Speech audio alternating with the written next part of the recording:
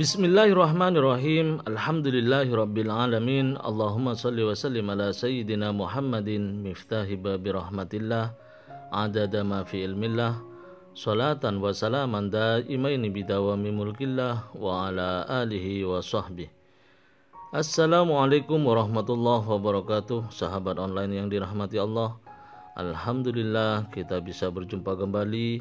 Mudah-mudahan senantiasa dilindungi Allah, diberi kesehatan, diberi maunah, dan diberi hidayah oleh Allah Subhanahu wa ta'ala. Ada sebagian orang yang terus memikirkan masa lalunya sehingga mereka tidak fokus menjalani hidupnya hari ini, terganggu dengan pikiran-pikirannya yang masih berada di buruknya masa lalu. Hidup penuh kegelisahan, rasa was-was yang selalu menghantui, sehingga tidak berani melangkah di masa ini. Lalu adakah konsep Islam dalam meraih ketenangan dan kesuksesan dalam hidup?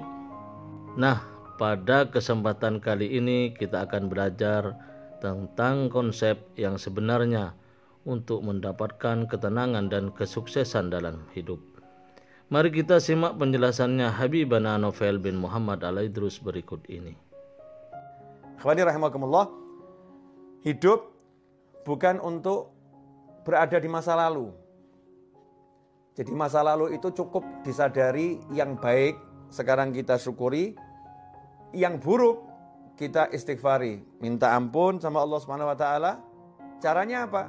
Dengan menikmati masa sekarang. Jadi jangan sampai masa sekarang hanya untuk menyesali masa lalu. Wah, seandainya dulu, kalau dulu saya tidak begini, kalau seandainya, buang semua itu. Yang ada adalah sekarang. Saat ini saya dikasih Allah sehat, saat ini saya dikasih Allah waktu, saat ini saya dikasih Allah banyak kenikmatan yang tak terkira. Saya akan pakai ini untuk membuat Allah senang, ridha Allah, untuk membuat Allah senang dengan saya, membuat Allah cinta kepada saya. Kalau kita hidupnya seperti itu, mensyukuri yang ada saat ini, otomatis hal-hal yang buruk di masa lampau itu akan sirna dengan sendirinya. Karena orang yang syukur, orang yang mensyukuri keadaannya sekarang, maka oleh Allah Subhanahu wa taala akan diberi tambahan nikmat, dan tambahan nikmat. Di antara tambahan nikmat yang paling besar itu adalah bisa taat dan bisa jauh dari maksiat. Itu tambahan nikmat yang paling besar. Bisa taat dan bisa jauh dari maksiat. Dosanya yang lampau otomatis diampuni oleh Allah Subhanahu wa taala karena Allah senang sama dia. La in syakartum la azidannakum wa la in kafartum inna adzabi lasyadid. Kalau orang yang kufur nikmat dikatakan siksanya pedih.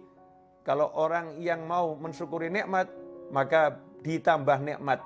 Ditambah nikmat ya otomatis dosanya dihapus. Karena orang punya dosa kan bukan dalam nikmat, tapi dalam azab. Ya, dalam azab. Karena itu fokusnya sekarang, saat ini. Saat ini saya harus ngapain ya? Saat ini harus ngapain? Saat ini saya harus apa? Daripada mikir yang panjang-panjang, kalau saat ini lagi berada di hadapan orang tua, nikmati orang tua. Jangan di hadapan orang tua, mikirin yang di luar. Sehingga kehilangan waktu untuk taat. Karena waktunya sekarang lagi bersama orang tua, di hadapan orang tua, duduk sama orang tua, harus ngapain? Jalankan perintah Allah kepadamu terhadap orang tuamu. Perintah Allah kepada kita terhadap orang tua kita. Oh, kita harus memandangnya dengan cinta. Oh, mendengarkan ucapannya dengan sayang. Oh, saya harus ngomong dia dengan lemah lembut, gak boleh ngomong kasar. Oh, saya harus menyabarkan diri saya untuk duduk bersama orang tua saya. Ya, kalau udah begitu akan ditambah nikmat. Kalau nanti kita punya rencana bisnis setelah duduk sama orang tua, kalau nanti kita punya rencana apapun setelah duduk sama orang tua, nanti itu akan dibereskan dengan berkat yang sekarang ini kita syukuri. Yang sekarang kita syukuri, yang nanti dibereskan sama Allah Subhanahu wa taala, la azidannakum. Pasti aku tambah nikmat. Nah, ini ndak lagi sholat, sekarang waktunya sholat, mikirnya harusnya sholat. Waktunya sholat, mikirnya makan. Nanti saya habis sholat, saya mau keluar, saya mau pergi ke restoran ini. Saya mau ketemu sama teman-teman saya mau makan di warung sana. Nanti habis sholat, saya mau cari di menu, ya warung-warung online. Ya. Ada warung online banyak, restoran online, saya mau cari menunya apa, habis sholat. Tapi mikirnya dalam sholat. Sehingga kehilangan waktu sholat, nikmat sholat. Nah, begitu pula ketika duduk bersama pasangan hidup. Masya Allah. Ada suamimu, ada istrimu. Duduk bersama, asik. Gak usah ngobrolin orang lain. Yang aneh itu ketika duduk bersama ngomongkan orang lain. Ya, kecuali kalau obrolan itu obrolan yang bawa kebaikan. Artinya ngomongkan yang baik-baik. Lagi belajar bersama, kita ngobrolkan kebaikan orang lain untuk dicontoh.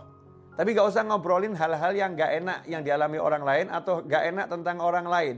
Sehingga kehilangan kenikmatan ngobrol dengan dirinya berdua. Yang lebih aneh, duduk bersama pasangan tapi ngobrolnya sama handphone. Ya, ngobrolnya sama handphone. Kehilangan kenikmatan saat ini. Saat ini lagi ngapain? Lagi duduk sama pasangan hidup saya. Ya udah, duduk dinikmati bersama pasangannya. Caranya bagaimana? Ajak ngobrol tentang ilmunya Allah Subhanahu wa taala. Ya, ajak ngobrol tentang bagaimana sholat, ajak ngobrol tentang bagaimana zikir. Bukan ngobrol yang gak ada manfaatnya, menyesali masa lampau. Wah, kemarin itu ya, seandainya saya jadi transaksi, saya akan dapat duit banyak. Oh, gak jadi kok dibahas. Ya, gak jadi kok dibahas. Wah, seandainya kemarin itu kita beli rumahnya, kita akan untung sekian. Oh, gak dibeli kok dibahas. Gak dibeli kok dibahas. Jadi hidupnya di masa lampau, duduk bersama pasangannya bukan ngobrolkan akhirat, yang diobrolkan al-fulus, wal duit, dinar, wa dirham. Yang diobrolkan cuma uang dan uang dan uang, ad-dunya, wa dunya, wa dunya. Sehingga nggak ada kenikmatan. Dalam obrolan itu bahkan susah rahmat mau turun. Rahmat mau turun itu susah karena obrolannya bukan dalam taat pada Allah Subhanahu wa taala. Coba kalau duduknya itu ngobrol tentang ketaatan. Masya Allah. Nikmat. Contoh tentang ketaatan, bab masakan itu ketaatan loh. Suami sama istri duduk, makan sayur asem. Suaminya ngomong, enak bener nih sayur asemnya nih. Ini kan lagi ngomentari makanannya istri, ya bersama istri di meja makan atau di tempat makan. Enak bener ini, Masya Allah. Seger badan jadinya rasanya. Istri yang jawab, ini mas bisa aja. Padahal ini gak enak nih pasti nih. Nyindir-nyindir ini. Enggak nih enak bener ini. Kelihatannya obrolan biasa. Tapi ini taat. Sebagaimana disebutkan dalam sebuah riwayat. Dudukmu bersama pasangan hidupmu untuk menyenangkan hatinya. Di jalan Allah Ta'ala lebih utama daripada iktikaf. Di masjidku ini 1 tahun. Kama qala SAW. Di riwayat seperti itu. Itu nikmat. Kemudian yang lebih menyedihkan lagi. Ya, menyedihkan lagi. Waktunya sekarang untuk melamunkan masa depan. Melamunkan. Nanti kalau rumah itu laku, saya mau beli mobil. Nanti kalau tanah yang di sana laku, saya mau beli rumah. Nanti. Sementara dia sekarang nggak mau kerja. Jadi sekarang ini hidupnya cuman nganggur, nggak mau bergerak. Nah ini kasihan nih. Ini namanya bukan punya cita-cita. Itu namanya melamun dalam syariat. Jadi cita-cita sama melamun itu beda. Ya, dikatakan kalau yang cita-cita itu bagus. Tapi kalau melamun itu dari syaitan. Kalau melamun itu dari setan. Apa bedanya orang melamun sama cita-cita? Kalau orang punya cita-cita, nanti kalau rumah itu laku, saya mau beli mobil. Ya. Kalau sekedar begitu namanya ngelamun. Kalau cita-cita dia tidak pakai ngomong kalau nanti rumah itu laku. Waktunya sekarang langsung dipakai untuk jual rumah. Iklan sana, iklan sini, telepon sana, telepon sini. Ini rumah saya jual, banting harga. Kemudian dia mulai ambil tasbihnya, dia baca sholawat sebanyak mungkin, tawassul dengan sholawatnya, mudah-mudahan ada pembeli yang datang. Nah ini namanya kalau rumah itu nanti laku, saya mau beli mobil, misal begitu. Itu namanya bukan duduk melamun. Tapi orang punya cita-cita, itulah niat. Nah, niat itu apa? Qasdu syai' muqtarinun bi fi'lih. Niat itu punya satu cita-cita yang segera diiringi perbuatan. Qasdu syai' muqtarinun bi fi'lih. Punya cita-cita, punya harapan, langsung ada aksi. Itu namanya niat. Kalau nggak ada aksi namanya malah melamun. Jangan kita jadi orang yang sibuk melamun. Tapi jadilah orang yang sibuk beraksi. Jadilah orang yang sibuk mewujudkan cita-cita. Ya, cita-citanya mulai diwujudkan dengan apapun yang bisa, sebisanya. Karena itu tadi dalam profile picture saya dikatakan hidup bukan untuk dipikiri. Ya, bukan cuma mikiri hidup kok seperti ini ya, punya suami kok kayak gitu ya, punya istri kok seperti itu ya. Nggak nyelesain masalah. Ngomongkan yang nggak enak itu membuat semakin tidak enak. Memperbincangkan yang jelek membuat semakin jelek. Ya, memperbincangkan yang negatif menjadi energi yang negatif. Ngomong yang baik-baik maka menjadi yang baik. Ini yang ngomong bukan saya, yang ngomong Nabi Muhammad SAW. Man kana yu'minu billahi wal yawmil akhir fal yaqul khairan au liyasmut. Barang siapa iman, percaya, man kana yu'minu billahi wal yawmil akhir, kepada Allah dan hari akhir, fal yaqul khairan, hendaknya dia ngomong yang baik. Ngomong yang baik. Kalau tidak bisa, diam saja. Bahkan sampai komentari makanan yang nggak enak itu nggak boleh. Kalau suka makan, ya. Kalau suka makan, kalau enak itu dikomentari yang positif. Kalau nggak enak, diam, nggak usah dimakan. Udah diam, jangan dikomentari. Karena mengomentari makanan yang nggak enak itu nggak boleh. Ya mencela makanan itu nggak boleh. Tapi Habib, saya pengen ini masakannya jadi enak. Ini makanannya nggak enak. Gimana cara komentarinya? Ya, komentari yang cerdas, yang sesuai syariat. Caranya gimana? Makanan ini enaknya luar biasa. Kalau garamnya dinaikkan sedikit. Ya. Garamnya tambah sedikit, enaknya luar biasa. Positif, bukan hal yang negatif. Itu yang diajarkan Nabi Muhammad SAW.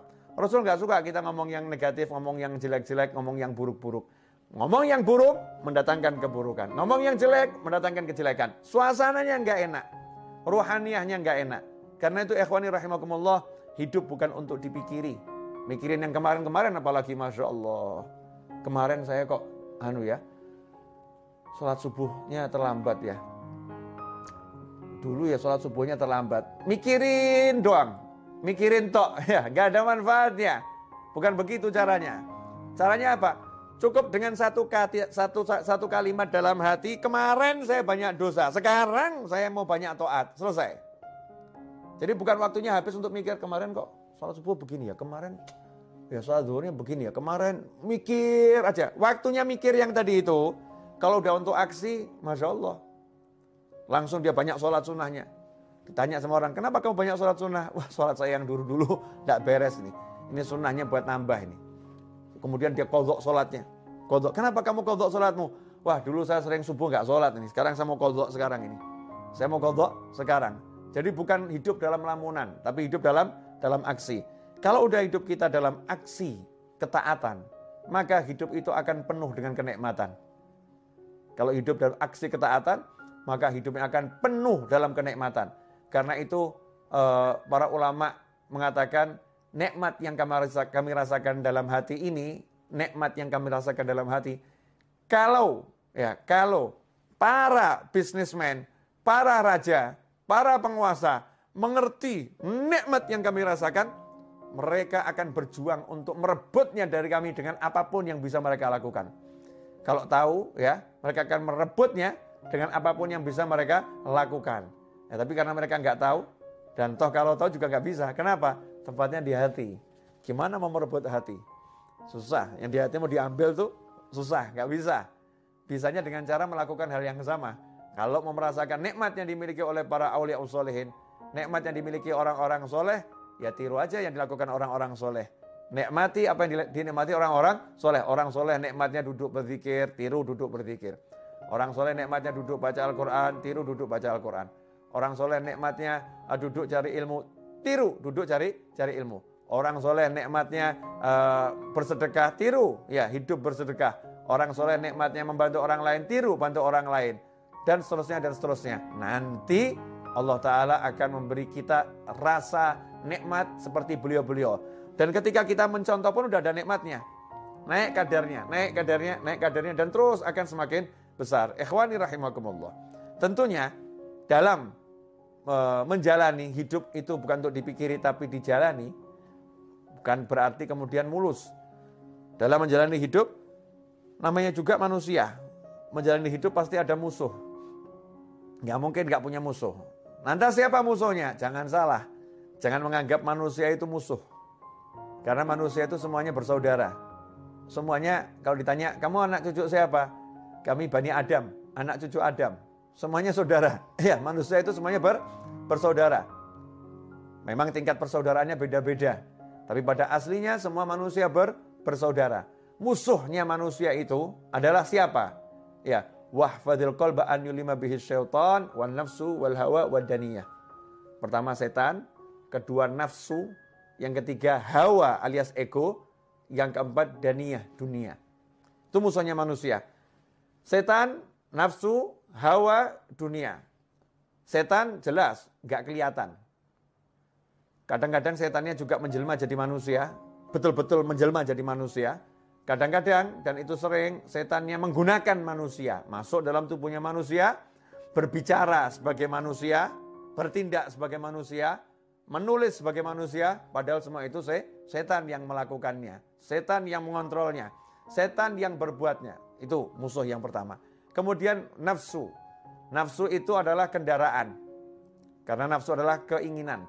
Kalau nggak punya nafsu, bahaya. Nggak punya nafsu makan, nggak punya nafsu minum, nggak punya nafsu hidup, repot tuh. Jadinya putus asa. Nafsu itu untuk dikendalikan. Dia kendaraan, dikendalikan. Kalau nafsu dituruti, jadi musuh. Makan, pengen makan. Makan terus, jadi musuh, jadi penyakit. Ya. Kemudian nafsu-nafsu yang lain.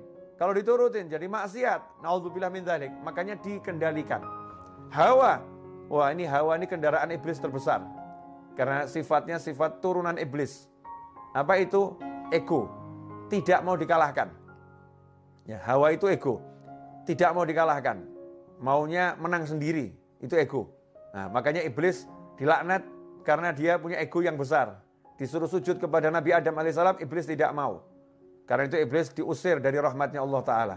Dibuang dari rahmatnya Allah Ta'ala. Enggak dapat rahmatnya Allah Ta'ala. Karena itu dikatakan iblis dilaknat. Kenapa? Karena dengan egonya dia enggak mau sujud, dia sombong kepada Allah Subhanahu Wa Ta'ala. Sombongnya itu dengan tidak mau menjalankan perintah Allah untuk sujud kepada Nabi Adam alaihissalam. Ini ego. Nah, kalau kita jadi muslim jangan dikendalikan ego. Enggak mau dikalahkan. Jadikan ego kita itu ego yang baik. Ya, saya kalau baca Al-Quran enggak mau ada yang mengalahkan saya ini. Saya mau paling hebat sendiri baca Al-Qurannya. Tapi kalau ada yang mengalahkan, senang. Alhamdulillah ya. Ternyata dia lebih hebat dari saya. Jangan sampai egonya ego yang negatif. Enggak mau dikalahkan. Misal, biasa ngurusin masjid. Masjid sebelah kok dengar ngundang ustadznya ustadz nasional yang jamaahnya banyak. Masjid kita ngundang ustadz itu, ustadznya enggak mau datang. Egonya muncul, enggak mau dikalahkan. Buat segala macam cara, kalau di tempat saya enggak bisa, di tempat dia juga harus enggak bisa. Ya, akhirnya membuat berbagai fitnah. Gimana caranya biar pengajiannya batal? Ini ego yang buruk. Na'udzubillah min dzalik. Di kantor, ya, enggak mau dikalahkan jabatannya dengan kawan-kawannya. Dengar kok ada satu kawannya naik pangkat, mau diletakkan di jabatan yang lebih tinggi. Wah, enggak mau dikalahkan dia, nih muncul egonya. Terus gimana caranya? Dia cari kelemahan kawannya itu, kemudian dia fitnah gimana caranya, yang penting biar namanya jatuh. Ini namanya ego. Na'udzubillah min dzalik. Kemudian dunia. Masya Allah, segala sesuatu selain Allah Ta'ala. Ini tidak boleh ada dalam hati kita. Mau istri, mau anak, mau suami, ya, siapapun selain Allah nggak boleh ada dalam hati. Bolehnya masuk hati harus lewat Allah Subhanahu Wa Ta'ala. Harus bismillah, harus ada Allahnya. Anak ada dalam hati karena Allah. Mencintainya karena Allah. Menyayanginya karena Allah. Makanya begitu anaknya nggak mau sholat, orang tuanya harus marah. Ya, orang tua harus marah. Nah, itu namanya karena Allah Subhanahu wa taala. Pasangan hidup, istri.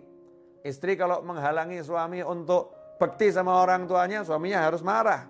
Tidak bisa, saya tidak bisa mencintaimu mirip orang tua saya, apalagi lebih. Mirip saja nggak bisa. Nomor satu, cinta saya harus orang tua saya, begitu Allah saya ngajarin saya. Begitu Allah saya perintahkan saya. Dimasukkan istri ke dalam hati, juga karena Allah Subhanahu wa ta'ala.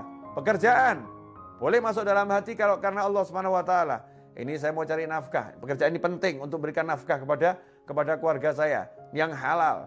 Tapi karena Allah, nggak takut kehilangan pekerjaan. Karena Allah kok.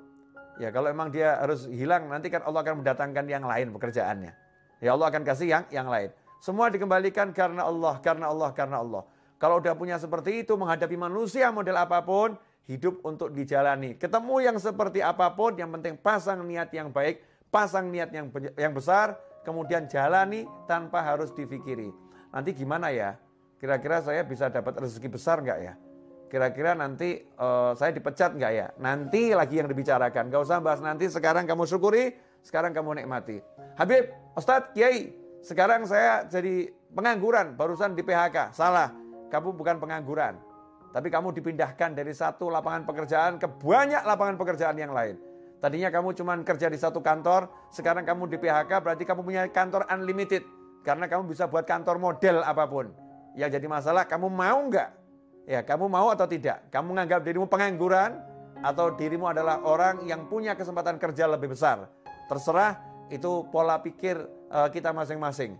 Mau mikir yang benar atau mikir yang salah. Kalau udah bisa gitu, enak itu. Dimanapun kita hidup, yang ada adalah asyik. Karena orang yang syukur itu gak akan berada dalam sengsara. Orang yang syukur selalu dalam nikmat dan nikmat dan nikmat dan nikmat. Alhamdulillah, kita telah menyimak penjelasan dari beliau. Semoga ilmu yang telah kita peroleh dari Habibana Novel bin Muhammad Al-Idrus bisa membuka pemikiran atau merubah pola pikir kita dalam menyikapi hidup. Stop memikirkan masa lalu, hiduplah untuk hari ini. Fokuskan pikiran dan energi untuk hari ini, karena kesuksesan dan ketenangan hidup ada di depanmu. Sedangkan masa depan masih misteri. Maka berdoalah semoga diberi kebaikan oleh Allah Subhanahu wa taala. Semoga barokah dan manfaat. Wallahu a'lam bishawab.